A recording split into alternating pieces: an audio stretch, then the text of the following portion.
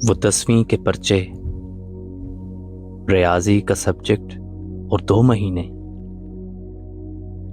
سو اب تک یہی طے نہیں تھا میں پرچوں کے قابل بھی ہوں یا نہیں ہوں. ابھی داخلہ تو ہوا ہی نہیں تھا، مگر میں بنا سوچے سمجھے پڑے جا رہا تھا. ریاضی جو پہلے پڑھی ہی نہیں تھی، سبھی نت نئے غیر مانوس لفظوں سے دوچار تھا میں.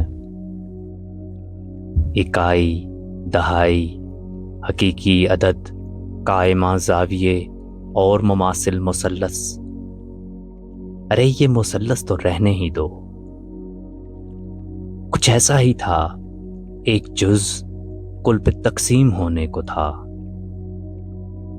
اور ترکا ہے کیا اس کی تقسیم کے سب تقاضے. سبھی ہیچ میری نظر میں ہے اب تک.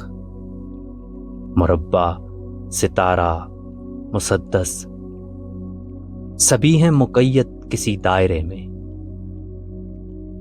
میرے سب معلم کہ خلیے اور ایٹم میں تفریق کرنے کی کوشش میں الجھے ہوئے تھے. تقاضا یہی تھا کہ دونوں الگ ہیں، مگر میں تو ذرے میں کھویا ہوا تھا کہ خلیے اور ایٹم میں تفریق کرنا کجا، ان کو تجسیم کیسے کروں میں. سو 10ویں کے پرچوں کو عرصہ ہوا ہو چکے وہ، مگر یہ مثلث، ارے یہ مثلث تو چاروں طرف ہے.